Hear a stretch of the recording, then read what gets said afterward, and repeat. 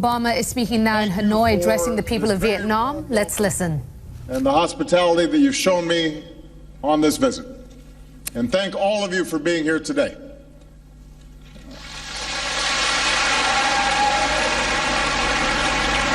With Vietnamese from across this great country, including so many young people who represent the dynamism and the talent and the hope of Vietnam. On this visit, my heart has been touched by the kindness for which the Vietnamese people are known. And the many people who've been lining the streets, smiling and waving, I feel the friendship between our peoples. Last night I visited the old quarter here in Hanoi and enjoyed some outstanding Vietnamese food, tried some bún cha.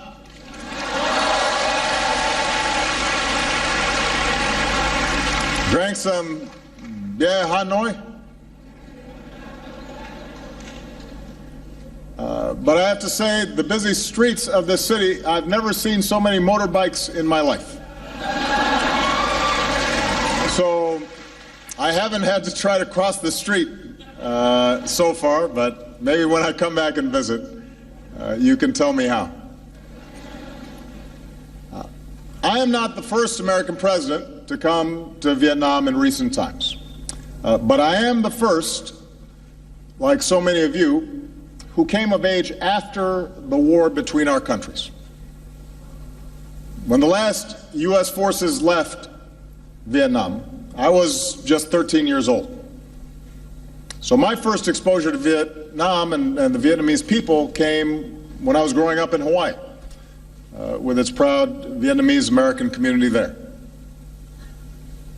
At the same time, many people in this country are much younger than me.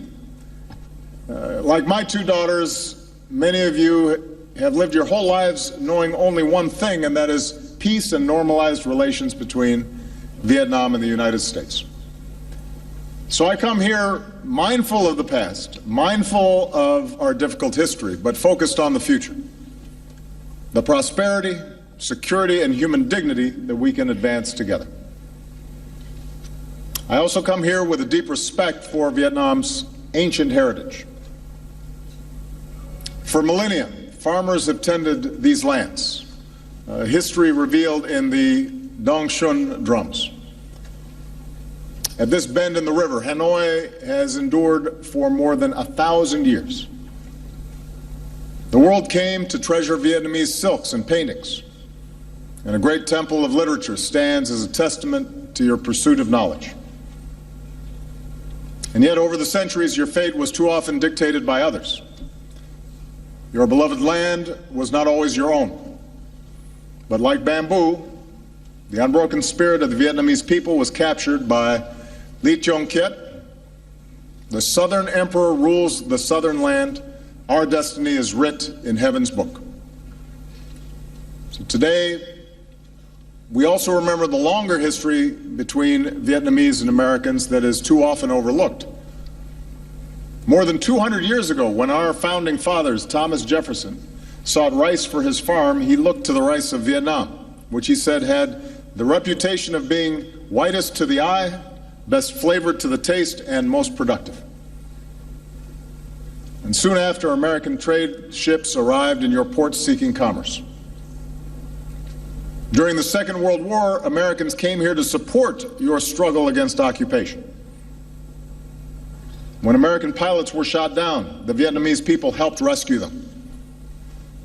And on the day that Vietnam declared its independence, crowds took to the streets of this city, and Ho Chi Minh evoked the American Declaration of Independence.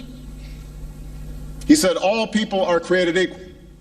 The Creator has endowed them with inviolable rights. Among these rights are the right to life, the right to liberty, and the right to pursuit of happiness. In another time, the profession of these shared ideals and our common story of throwing off colonialism might have brought us closer together sooner. But instead, Cold War rivalries and fears of communism pulled us into conflict.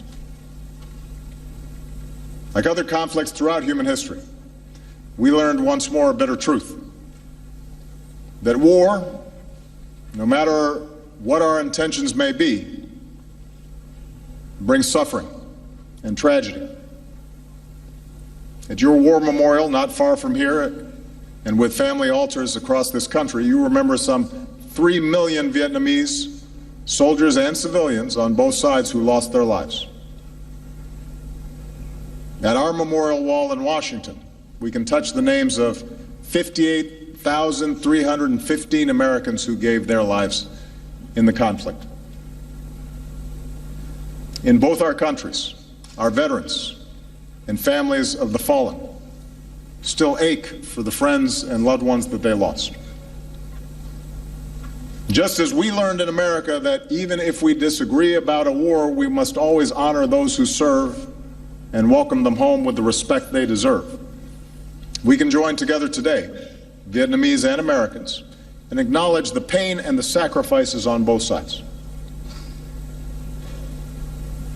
More recently, over the past 2 decades, Vietnam has achieved enormous progress, and today the world can see the strides that you have made.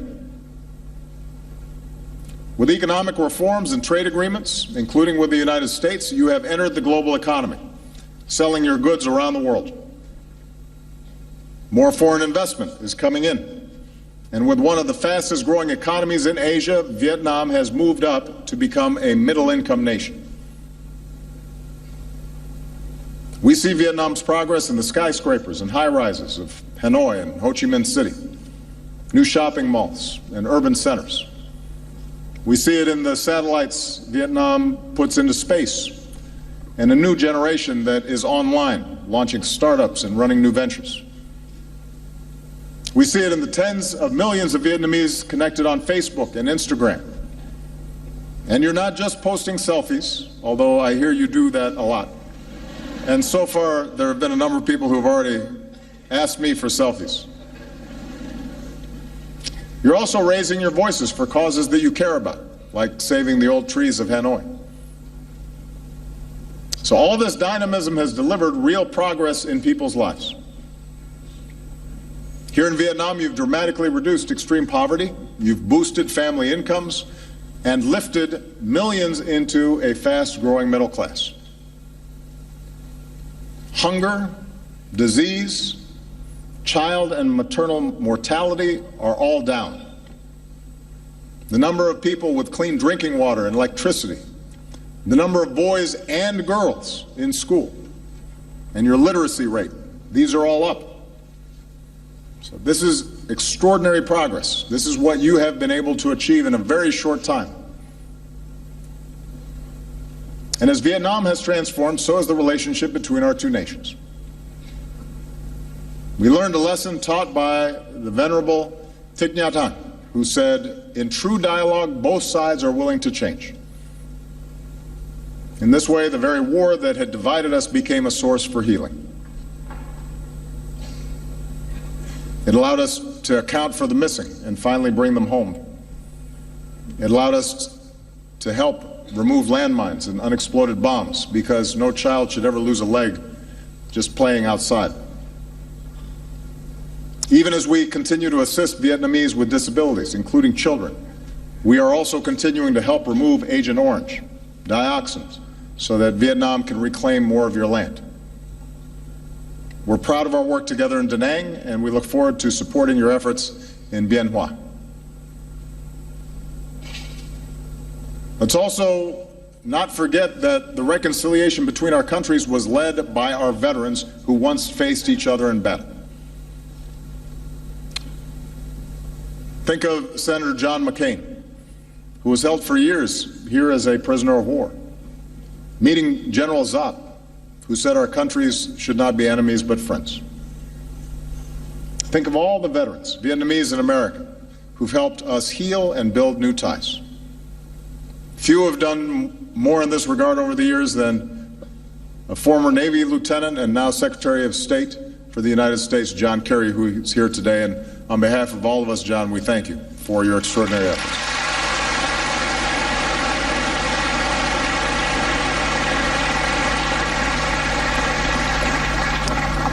Because our veterans showed us the way, because warriors had the courage to pursue peace.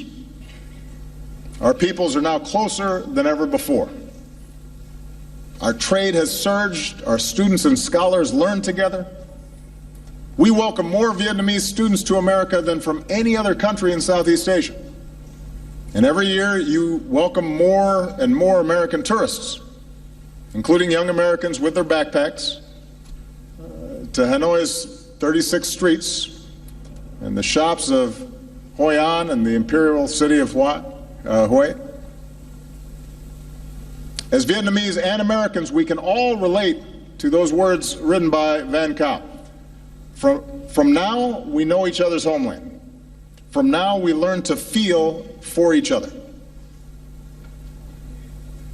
As president, I've built on this progress.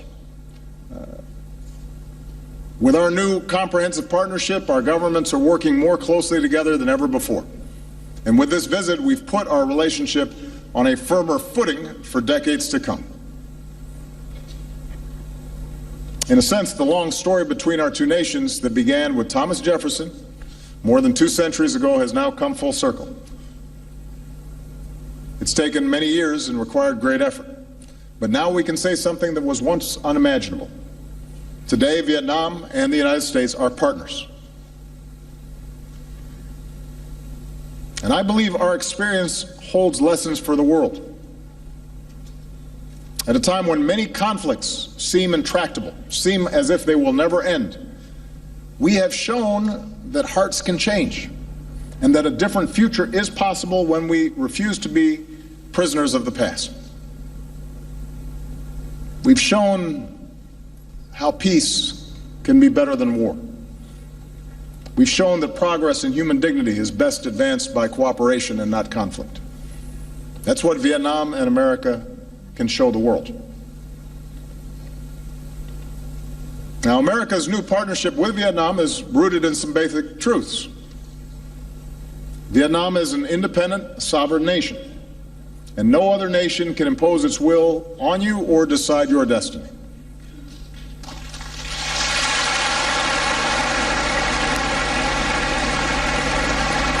Now, the United States has an interest here. We have an interest in Vietnam's success. But our comprehensive partnership is still in its early stages. And with the time I have left, I want to share with you the vision that I believe can guide us in the decades ahead. First, let's work together to create real opportunity and prosperity for all of our people. We know the ingredients for economic success in the 21st century. In our global economy, investment and trade flows to wherever there is rule of law, because no one wants to pay a bribe to start a business. Nobody wants to sell their goods or go to school if they don't know how they're going to be treated. In knowledge-based economies, jobs go to where people have the freedom to think for themselves and exchange ideas and to innovate. And real economic partnerships are not just about one country extracting resources from another. They're about investing in our greatest resource, which is our people and their skills and their talents, whether you live in a big city or a rural village. And that's the kind of partnership that America offers. As I announced yesterday, the Peace Corps will come to Vietnam for the first time with a focus on teaching English. And a generation after young Americans came here to fight, a new generation of Americans are going to come here to teach and build and deepen the friendships between us.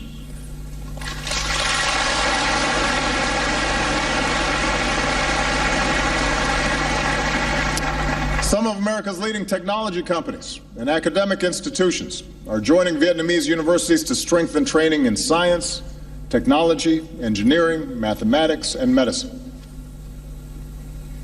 Because even as we keep welcoming more Vietnamese students to America, we also believe that young people deserve a world-class education right here in Vietnam.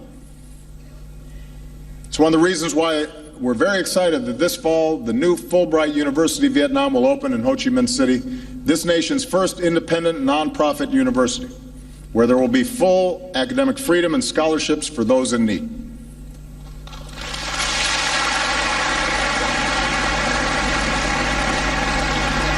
Students, scholars, researchers will focus on public policy and management and business, on engineering and computer science, and liberal arts. Everything from the poetry of Nguyên to the philosophy of Fan Chu Ching to the mathematics of No Bao Chou. And we're going to keep partnering with young people and entrepreneurs because we believe that if you can just access the skills and technology and capital you need, then nothing can stand in your way, and that includes, by the way, the talented women of Vietnam. We think gender equality is an important principle. From Chung sisters to today, strong, confident women have always helped move Vietnam forward. And the evidence is clear. I say this wherever I go around the world. Families, communities, and countries are more prosperous when girls and women have an equal opportunity to succeed in school and at work and in government. That's true everywhere, and it's true here in Vietnam.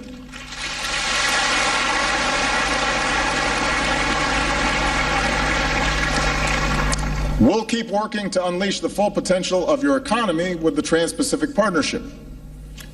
Now, here in Vietnam, TPP will let you sell more of your products to the world, and it will attract new investment. TPP will require reforms to protect workers and rule of law and intellectual property. And the United States is ready to assist Vietnam as it works to fully implement its commitments. I want you to know that as President of the United States, I strongly support TPP because you'll also be able to buy more of our goods, made in America. Moreover, I support TPP because of its important strategic benefits. Vietnam will be less dependent on any one trading partner and enjoy broader ties with more partners, including the United States.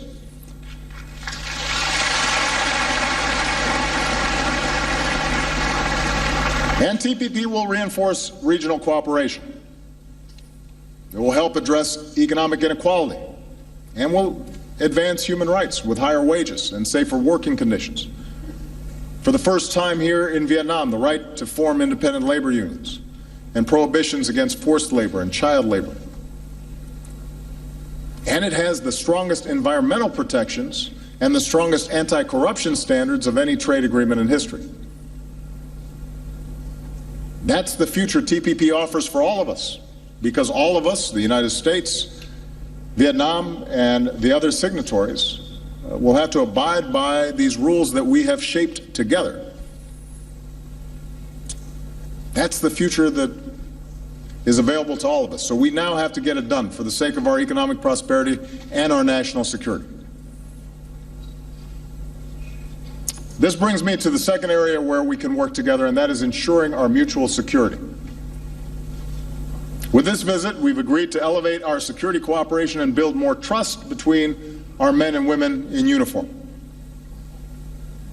We'll continue to offer training and equipment to your Coast Guard to enhance Vietnam's maritime capabilities. We will partner to deliver humanitarian aid in times of disaster. With the announcement I made yesterday to fully lift the ban on defense sales, Vietnam will have greater access to the military equipment you need to ensure your security. And the United States is demonstrating our commitment to fully normalize our relationship with Vietnam.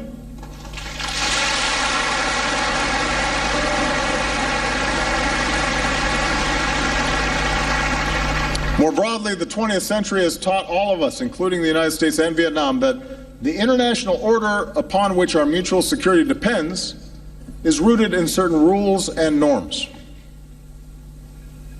Nations are sovereign, and no matter how large or small a nation may be, its sovereignty should be respected, and its territory should not be violated. Big nations should not bully smaller ones. Disputes should be resolved peacefully.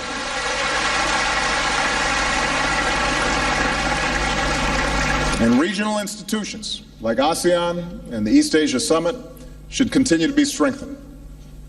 That's what I believe, that's what the United States believes, and that's the kind of partnership America offers this region. I look forward to advancing this spirit of respect and reconciliation later this year when I become the first U.S. president to visit Laos. In the South China Sea, the United States is not a claimant in current disputes. But we will stand with partners in upholding core principles like freedom of navigation and overflight, and lawful commerce that is not impeded, and the peaceful resolution of disputes through legal means in accordance with international law. And as we go forward, the United States will continue to fly, sail, and operate wherever international law allows, and we will support the right of all countries to do the same.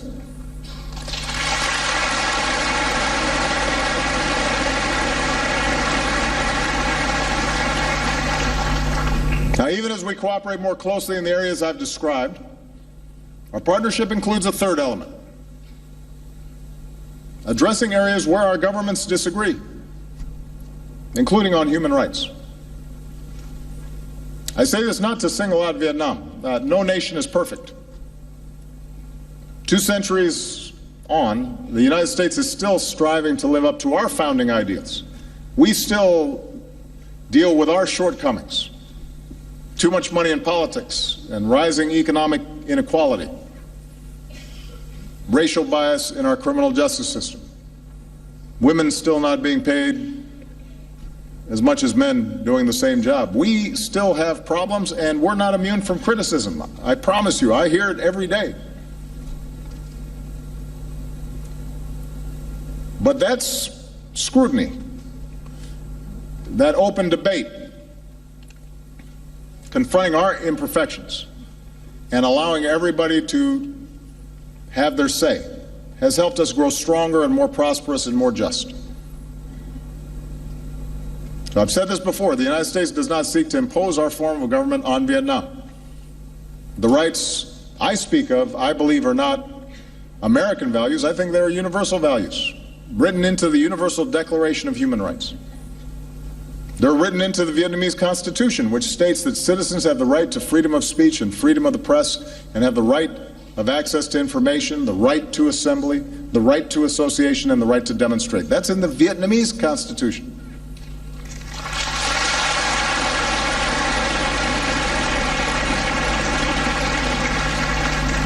So really, this is an issue about all of us, each country, trying to consistently apply these principles, making sure that we, those of us in government, are being true to these ideals. In recent years, Vietnam has made some progress.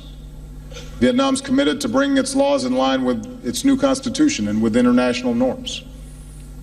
Under recently passed laws, the government will disclose more of its budget, and the public will have the right to access more information. And as I said, Vietnam has committed to economic and labor reforms under the TPP. So these are all positive steps. And ultimately, the future of Vietnam will be decided by the people of Vietnam. Every country will chart its own path, and our two nations have different traditions and different political systems and different cultures. But as a friend of Vietnam, allow me to share my view, why I believe nations are more successful when universal rights are upheld. When there's freedom of expression and freedom of speech, and when people can share ideas and access the internet and social media without restriction, that fuels the innovation economies need to thrive. That's where new ideas happen. That's how a Facebook starts. That's how some of our greatest companies began. Because somebody had a new idea that was different, and they were able to share it.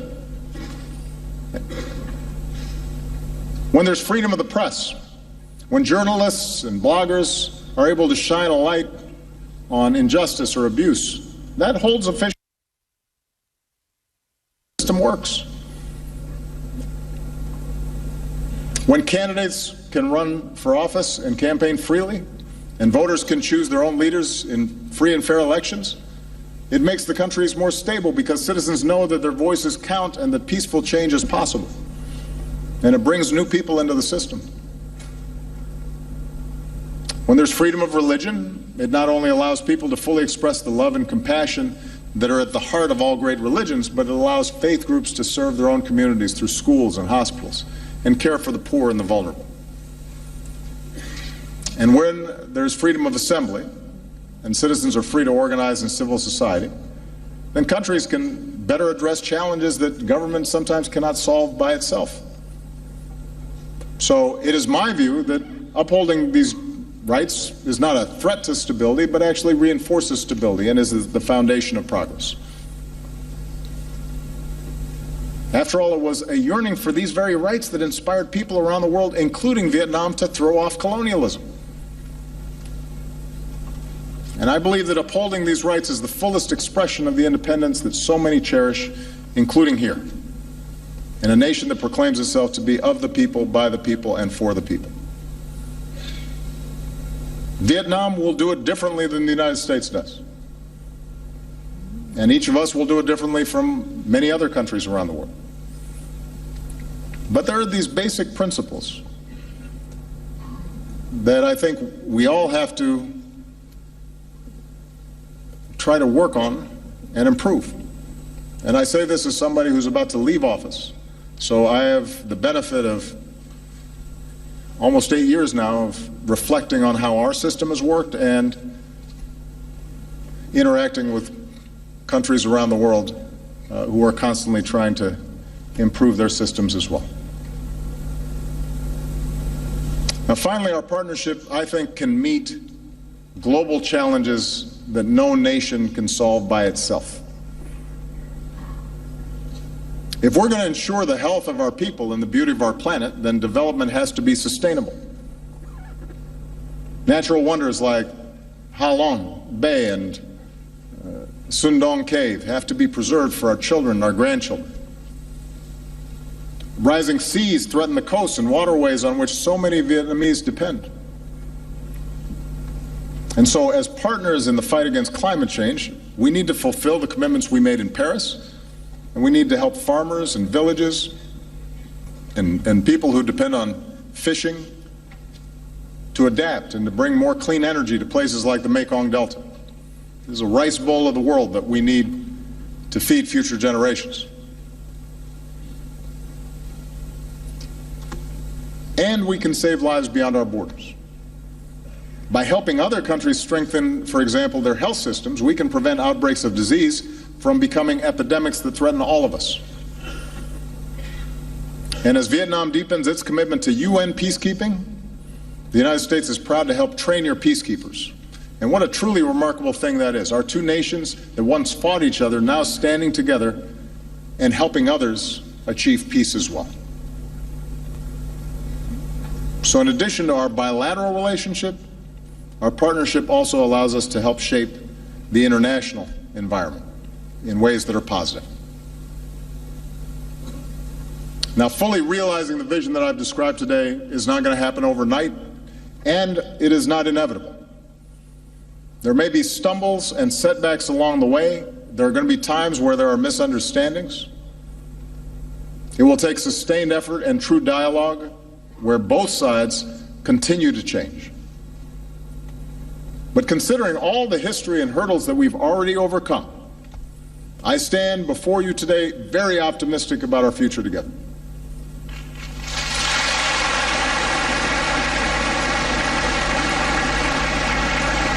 And my confidence is rooted, as always, in the friendship and shared aspirations of our peoples. I think of all the Americans and Vietnamese who have crossed a wide ocean, some reuniting with families for the first time in decades, and who, like Chinh Kong Sun said in his song, have joined hands in opening their hearts and seeing our common humanity in each other.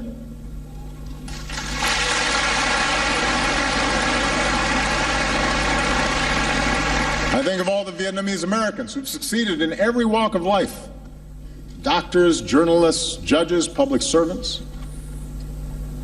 One of them, who was born here, wrote me a letter and said, "By God's grace, I've been able to live the American dream. I'm very proud to be an American, but also very proud to be Vietnamese." And today he's here. Today he's here, back in the country of his birth, because he said his personal passion is improving the life of every Vietnamese person. I think of a new generation of Vietnamese so many of you, so many of the young people who are here, who are ready to make your mark on the world. And I want to say to all the young people listening, your talent, your drive, your dreams, in those things Vietnam has everything it needs to thrive. And your destiny is in your hands. This is your moment, and as you pursue the future that you want, I want you to know that the United States of America will be right there with you as your partner and as your friend.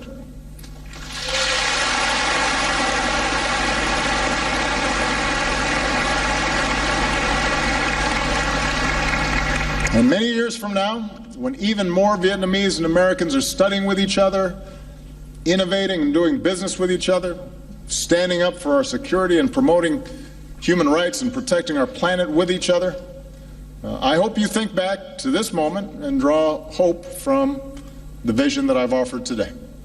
Or, if I can say it another way, in words that you know well from the tale of Kyo, please take from me this token of trust so we can embark upon our 100-year journey together. Kamun Chak Van. Thank you very much. Thank you, Vietnam. Thank you.